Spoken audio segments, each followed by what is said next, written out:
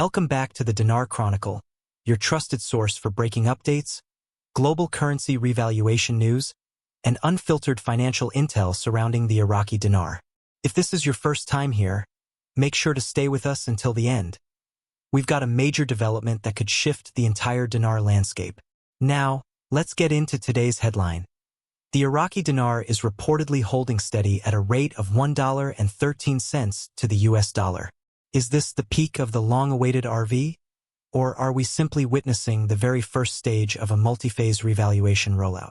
At this hour, several trusted financial monitoring services and regional currency trackers are showing consistent data reflecting the IQD trading within narrow margins at or around $1.13.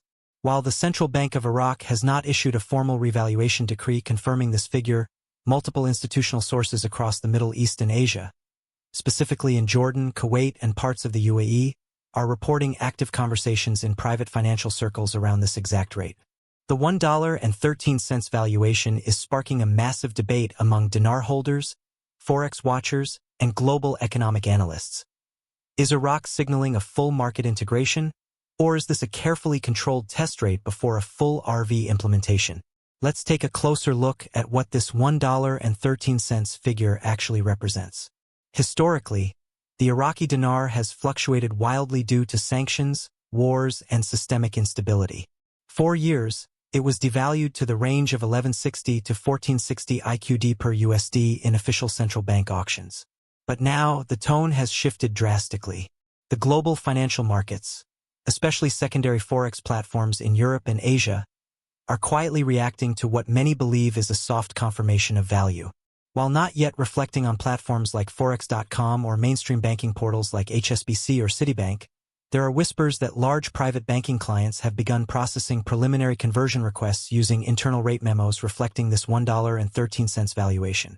Adding fuel to the fire, multiple sources claim that certain redemption centers in the United States, particularly in states like Texas, Florida, and Nevada, have already received readiness updates from higher banking authorities. These updates allegedly include briefings on new digital IQD rate sheets, though access to these documents remains tightly restricted.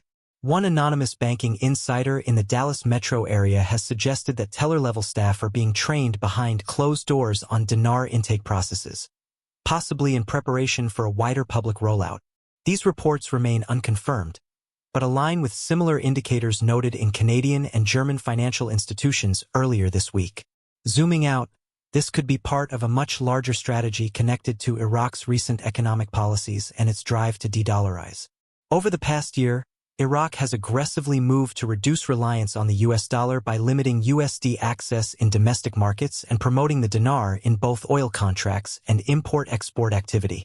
The newly enforced import policy, requiring payments in IQD for commercial activity within Iraq, is another signal that Baghdad is attempting to restore faith and functionality in its national currency.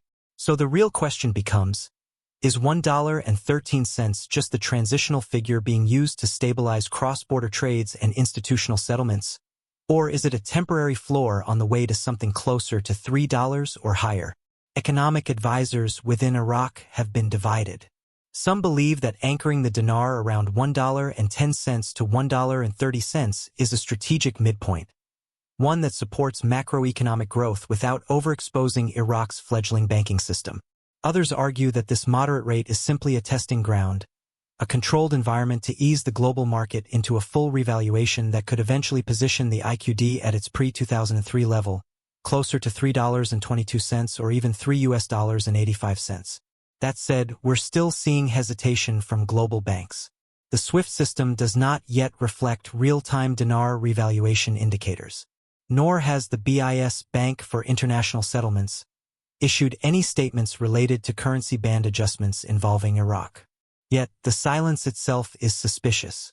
For the past 3 months, the Dinar Chronicle has tracked a distinct pattern of digital and institutional positioning. Offshore banks in Hong Kong, Singapore, and even Zurich have added new IQD transaction categories to internal systems. Some private clients with 6- and 7-figure holdings report that their wealth managers have been instructed to refrain from large-scale IQD liquidation, suggesting a potential blackout period or NDA-based lock until the rate stabilizes globally. Furthermore, several multinational energy firms operating out of Basra have reportedly begun converting portions of their payroll into IQD, a significant pivot from previous contracts exclusively pegged to the USD. We must also talk about the oil factor. Iraq's recent production targets under OPEC Plus have allowed them greater flexibility to leverage oil as a national asset in foreign trade agreements. By demanding settlements in IQD or local currencies, Iraq gains leverage to push its revaluation agenda. In fact, energy observers believe the government's decision to delay certain infrastructure contracts was tied to expectations of a stronger dinar.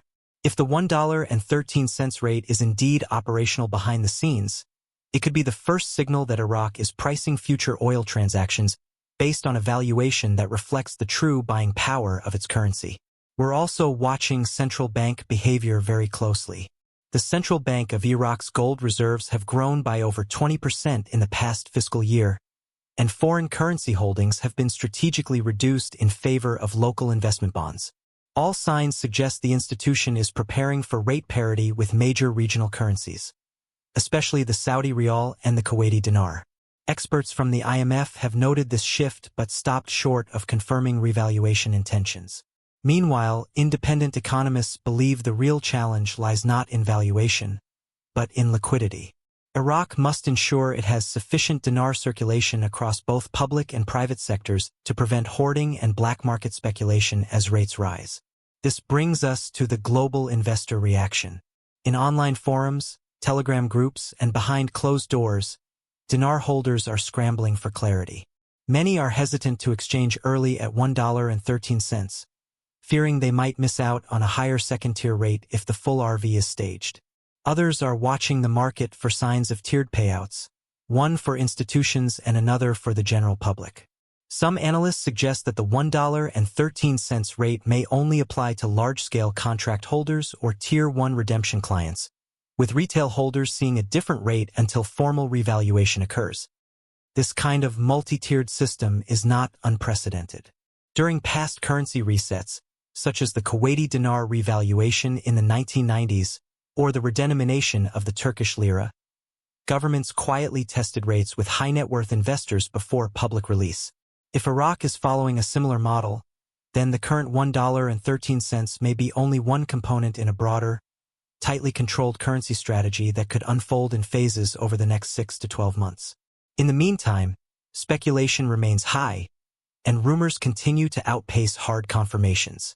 Several popular dinar commentators have gone silent in the past week, possibly under non-disclosure agreements. Others have pivoted to indirect messaging, hinting at major rate activity without stating it directly. The Dinar Chronicle has reached out to 3 regional banks for comment. None have confirmed the $1.13 rate on the record, though one representative did mention a very fluid IQD environment developing in private market transactions. Let's not ignore digital